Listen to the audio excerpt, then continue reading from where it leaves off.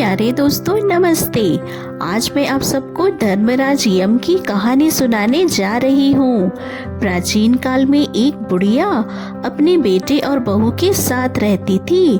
उसका एक नियम था कि वह ब्रह्म मुहूर्त में उठ जाती, स्नान आदि करके धर्मराज की कहानी सुनकर उन्हें भोग लगाती, तत्पश्चात स्वयं अन्न ग्रहण करती।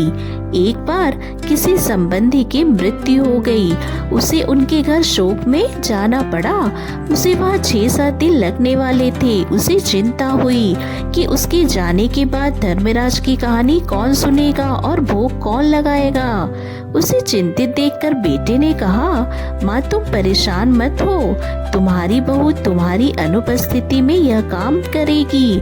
उसने माँ के सामने ही पत्नी को बुलाकर सारी बात बताई।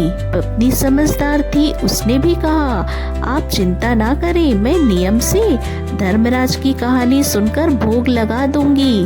सास निश्चिंत होकर चली गई और उसके जाने के बाद बहू सुबह सुबह उठी, नहा धोकर धर्मराज की कहानी सुनी। फिर उसने उनके लिए भोग तैयार किया और थाली में परोस दिया।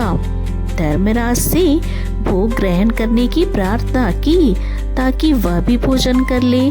थाली रखकर वह घर का काम निपटाने लगी और बीच बीच में आकर एक बार देख जाती कि धर्मराज ने खाना खाया है या नहीं, पर थाली वैसी ही पड़ी थी। पति काम पर चला गया था। बहू ने भी सारा काम समाप्त कर लिया। वह सोच में पड़ गई कि धर्मराज ने खाना क्यों नहीं खाया। यदि कुछ दिन नहीं खाएंगे तो कमजोर हो जाएंगे और सास वापस आने पर गुस्सा हो जाएगी। वह स्वयं को ही दोषी मानने लगी। शायद मेरी पूजा पाठ में ही कोई त्रुटि रह गई होगी, तभी उसने भी भोजन ग्रहण नहीं किया। वह धर्मराज से हाथ जोड़कर प्रार्थना करने लगी कि आप खाना खा लीजिए, नहीं तो मैं भूखी रह जाऊंगी। धर्मराज मन ही मन सोचने लगे, ये बहू तो बहुत ही सीधी सरल स्वभाव की है। यदि मैंने भोग नहीं खाया तो मुझ पर प्राणी की हत्या का दोष लगेगा। तो धर्मराज ने मूर्ति से निकलकर खाना खा लिया और बहू से बोले, मैंने खाना खा लिया है, अब मैं यमलोक जा रहा हूँ। शाम को खाने के वक्त फिर आ जाऊंगा। और यही होने लगा। जब 8-10 दिन बाद सास वापस आई तो सबसे पहले धर्मराज की मूर्ति के दर्शन करने गई, मगर मूर्ति वहाँ नहीं थी। सास ने बहू से पूछा, धर्मराज की मूर्ति कहाँ है? बहू ने कहा, धर्मराज जी तो कह के गए हैं कि वह शाम को खाने के वक्त आ जाएंगे। सास को बहू की बातों पर भरोसा नहीं हुआ।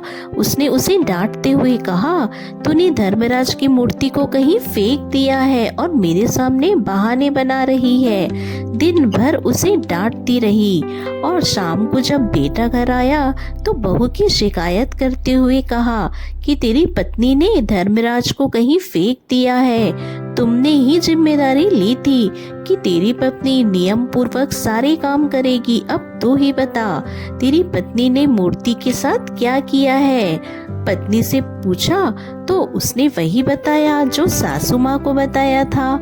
उसने कहा, यदि आप लोगों को विश्वास ना हो तो शाम तक इंतजार कीजिए, आप लोगों को सच पता चल जाएगा। बेटे ने माँ को सब्र करने को कहा ताकि सच सामने आ जाए। शाम को धर्मराज अचानक प्रकट हो गए। बहू ने कहा, सासू माँ देखिए, आपके धर्मराज आ गए हैं। सास को फिर भी यकीन नहीं हुआ। उसने कहा, तूने जरूर कहीं छिपा दिया रहा होगा। बहू ने रोते रोते धर्मराज से सहायता करने की प्रार्थना की।